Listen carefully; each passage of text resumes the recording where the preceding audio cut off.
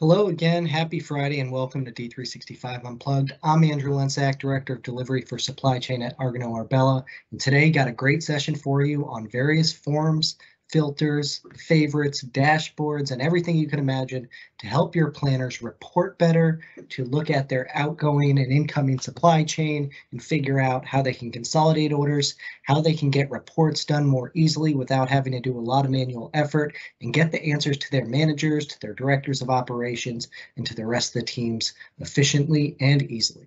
So let's go ahead and get started by opening up our D365 F&O SCM environment.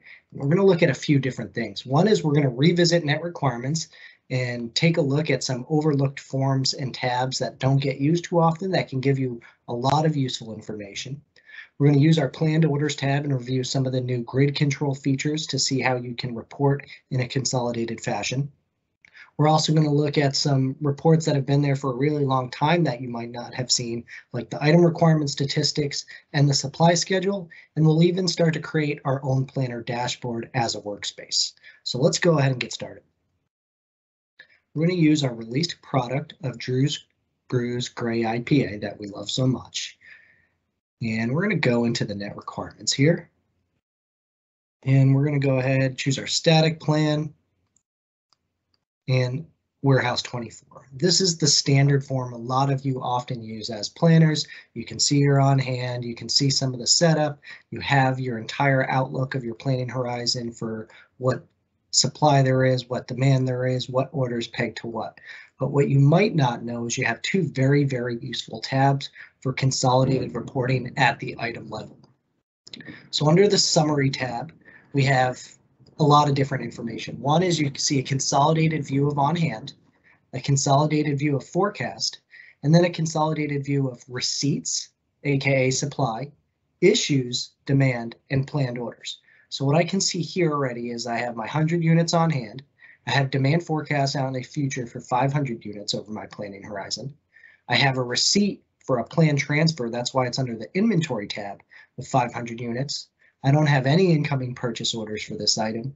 I have 950 units of production because this is a manufactured item, so 950 units. You can see that's a positive value. We have negative values here because it's outgoing. That receipt, that inventory is actually an outgoing transfer order. If we were to look at this item, we can see we have that transfer order shipment there of 450 units and 50 units respectively. Under issue, that's our demand. We don't have any production showing here because this is a finished good. I don't have any other items consuming it on their production orders. I also don't have any transfer orders that are coming in here. We have sales orders for 1,150 units, and then under planned orders, we have an additional 1,125 units on planned batch orders for this item. So that summary tab, very, very useful for aggregating the item that you see here in the middle section of the form. Next, we have our period tab. Our period tab is also really powerful. This allows us to look out in the future to aggregate information over a specific time frame and get a projected level of inventory. You can see this one I have here is called is in weeks. This is a period template I'm using to view this information. So the next week starting from today is actually showing daily buckets for about a week. And then after that, it's showing me weekly buckets. But maybe I want to look at even a higher level. I want to go out and use a period template that's in months. So I'm going to switch to my months template. That's going to start with my backlog. I have 100 units in stock. So a projected inventory level at today's date of 100 units because I don't have any demand that needs the inventory today or earlier. Then we look at the remaining days of February, the first month. I have projected receipts of 300 units. That brings my accumulated to 400, my receipts plus my on hand. I have demand for 300 units, so the 400 accumulated minus that issue quantity there brings me to, once again, 100 units projected at the end of February. We get into March. Now we start to see a little bit more activity. 450 units expected to be received. That brings us up to 550. The accumulation of 850, issue, 500 units demand. So now all of a sudden my accumulated issue quantities, my accumulated demand is 800 units over those 2 months. My accumulated receipts or supply was 850. So my 850 minus my 800 leaves me with a projected inventory level of 50 units at the end of the March. And then you can see the other months as well. So by the end of August, I'm projected to be at only 2,500 units based on my entire demand. So maybe I want to go ahead and actually expand upon that, create more templates for the different ways we want to slice and dice our forward horizons. We can set up lots of different period templates and toggle back and forth between them. The other really cool thing about the period tab is the graphics. This gives you a visual representation of that same information because a lot of us are visual people. Now I can see projected levels of inventory for those different buckets here in a visual format, and I can start messing with this. Maybe I want a line graph, maybe I want a bar graph, maybe I prefer going horizontal versus vertical, and I can break that out in lots of different ways.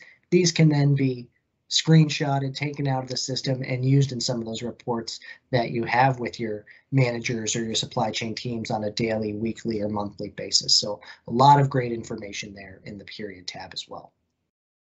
All right, so now that we've looked at net requirements and some features that you maybe haven't been using that have been there for a while, let's go ahead next and take a look at item requirements.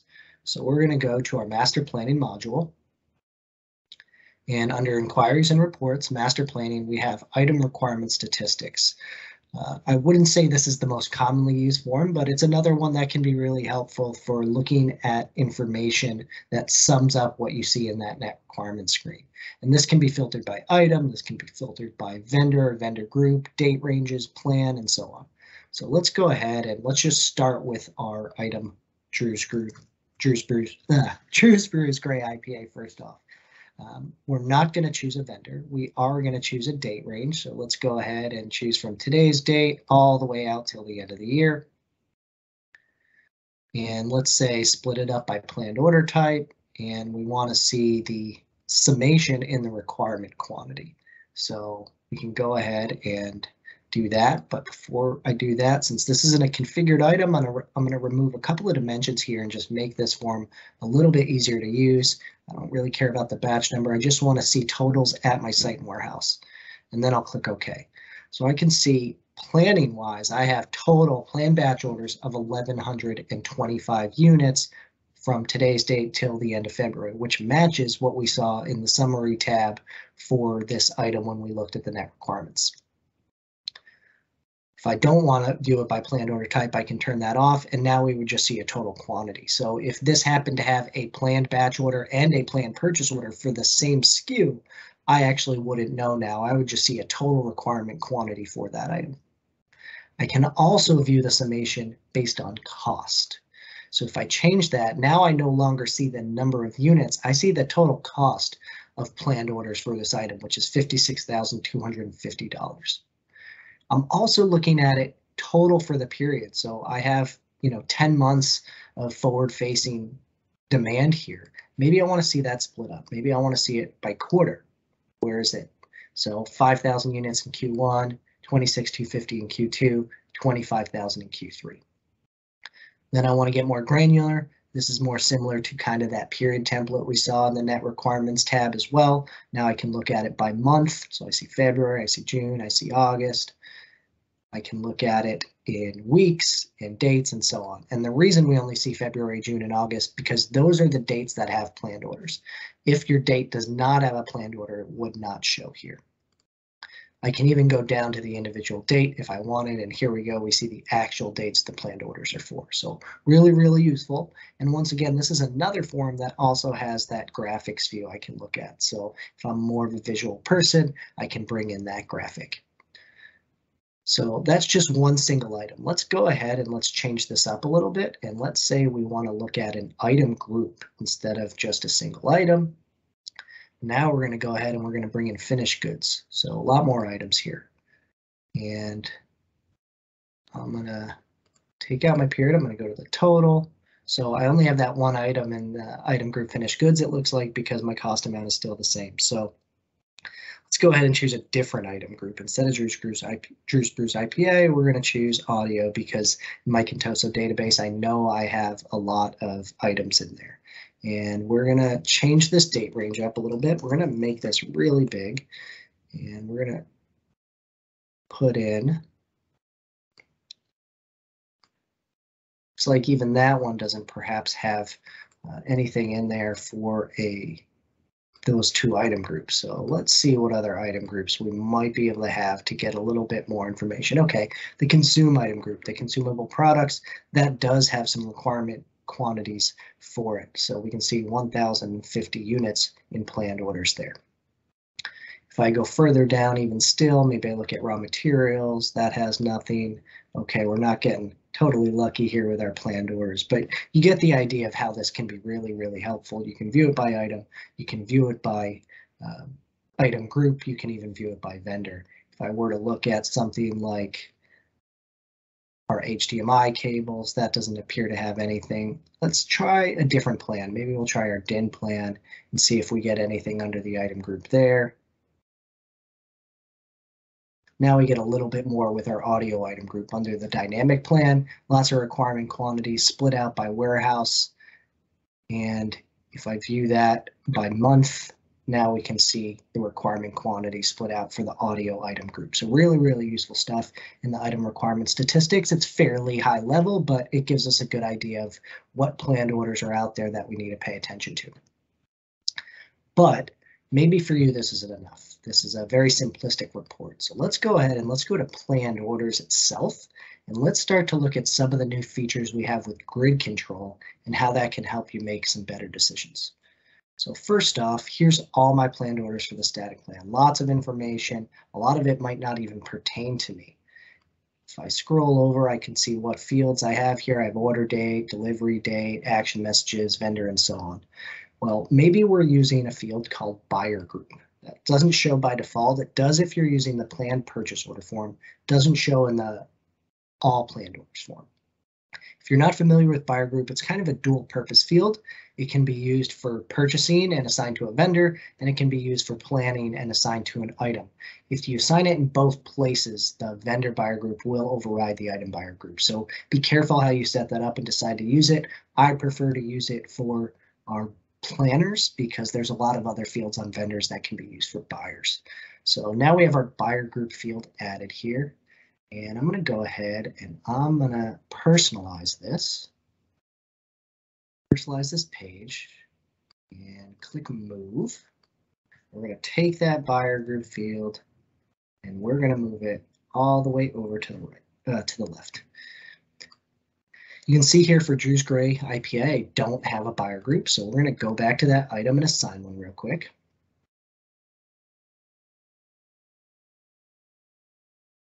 So under our purchase tab, we have buyer group, and we're just going to make it, we'll actually create a new buyer group. So we're going to say Bruce, we're going to call this the beer buyer group essentially. And I'll close that. I'll assign it here to the item, click save. We're going to do a quick rerun of master planning so the planned orders form picks up that change. So static plan, update it just for this item.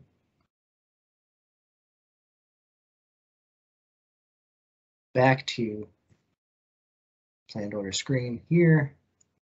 And we'll click refresh. And now we have our planned batch orders for Drew's Gray IPA shown by buyer group.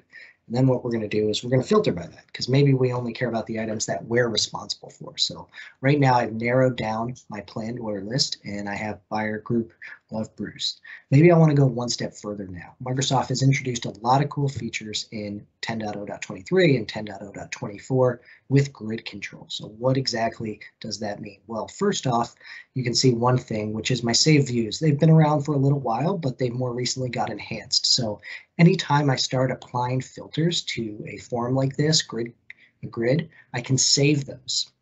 And I can have as many as I want, and I can also reuse them, put them in workspaces. I can make one my default pinned view. So when I come into the form, it always applies that filter. So a little bit like some of those advanced filter sorts you used to use in AX 2012 and early days of D365. So let's go ahead and save this, and we're going to call it Bruce Buyer Group Land Orders. I'm going to pin that as our default view, and we're going to save it and make it my default view for all legal entities. So now there's no longer an asterisk. You can see there that that's a saved view that I have. So what does that mean? I'm going to click out of the form. I'm going to go back into it. And here we go. It already has my filter applied. I don't have to worry about doing that again. So I got my buyer group down. It's bringing in the orders. Every time master planning reruns, it will refresh with the latest information. Step 1 achieved. Now maybe I want to have a little bit more information here. I see 3 planned orders, but that could be lots of planned orders, right? So maybe I'll actually go ahead and say it's Drew's Brews and buyer group 10 and apply. Now I got lots of planned orders. So 2 different buyer groups. I might be responsible for both. Let's do 2 things. One is we're going to click on the requirement quantity, and we're going to say total this column. At the bottom, it's now going to total all the values in that cell. Next thing I'm going to do is I am going to freeze the buyer group. What that's going to do is now I can scroll through this and maintain that buyer group so I always see which buyer group it's being applied to.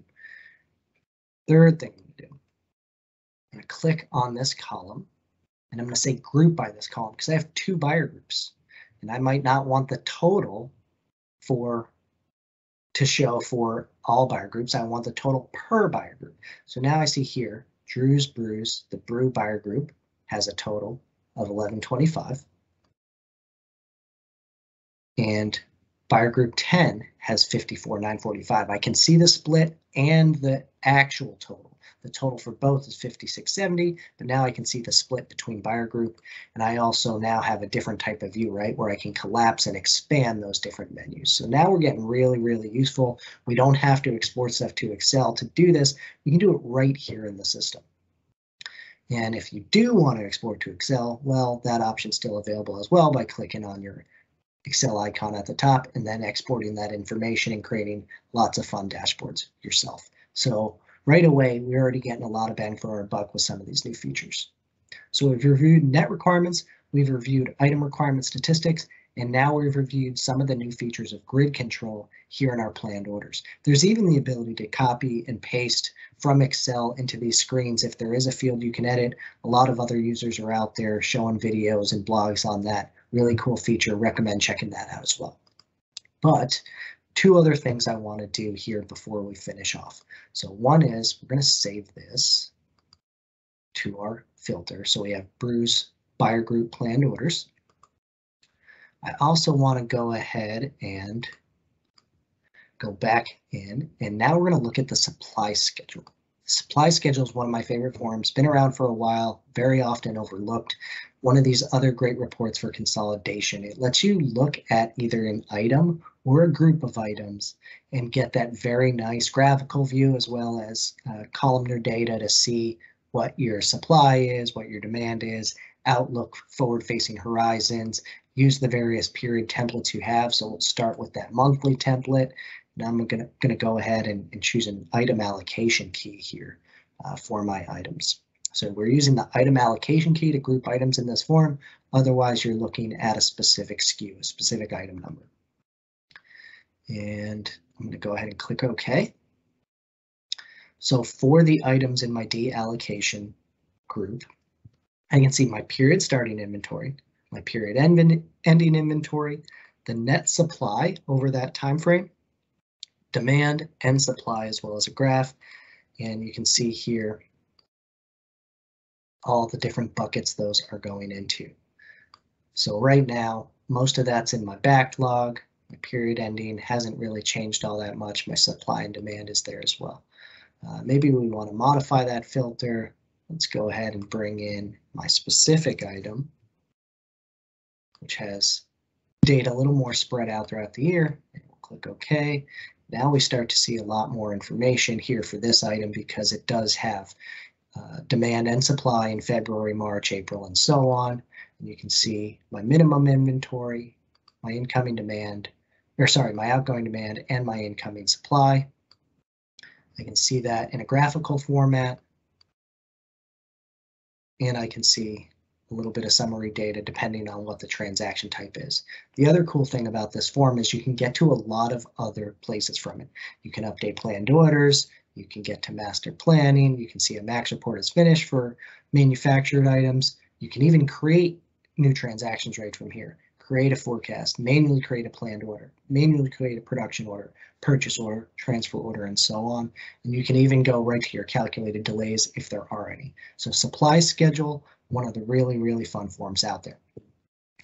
So let's go ahead and just do a couple more things, and we're going to get really moving here. So let's go ahead and actually go to our home page. I'm a system admin, so you can see a lot of different tiles here. I have access to pretty much every workspace in the system.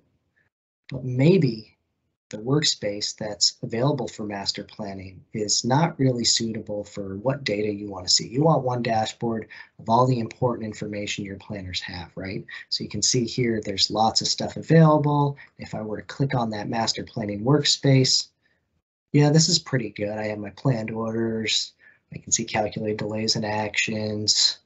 I can see what delays are holding up different types of transactions, like delaying sales orders, delaying forecasts, delaying safety stock. All that is really, really important. And I have some other links as well, but maybe it's not exactly what I want to see, or maybe I want a dashboard that's really specific to me as a planner. So let's say we like actions, we like delays. What else could we like?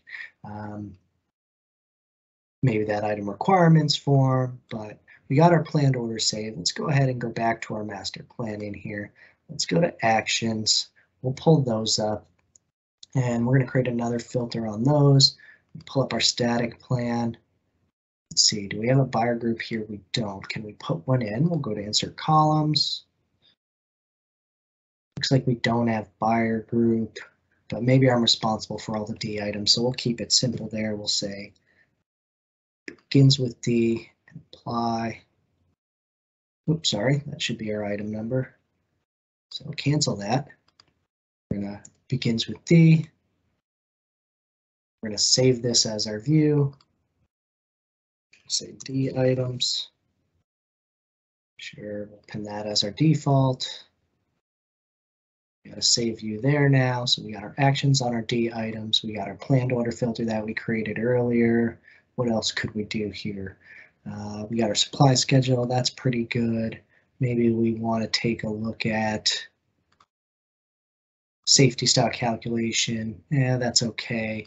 Our actions we have. Calculated delays is a good one. What possibly could be delayed by our current supply chain state of mind. So maybe I want to see all sales orders that are being delayed because I'm a production planner. So we'll say is exactly sales order. And we'll do that filter on the D items as well. So now we have all of the calculated delays for D items, and we're also going to go ahead and filter this by quantity, by the largest quantity here. So we'll go ahead and we'll save this. So calculated delays, D items by quantity. And we'll pin that as our default view and save. All right, so now we got a couple different things. We're going to go back to our home screen, and I'm going to right click here, and I'm going to personalize, and I'm going to add a workspace. And I could have changed the name there prior to doing that, but I'll do it after the fact. So we have my workspace here. We're going to call this Planner Dashboard. And leave that there. So now we have Planner Dashboard D items. Right now, it's full of nothing. So how do we take that and add to it? So let's go back to the forms that we've saved. We have my Drew's Brews buyer group planned orders.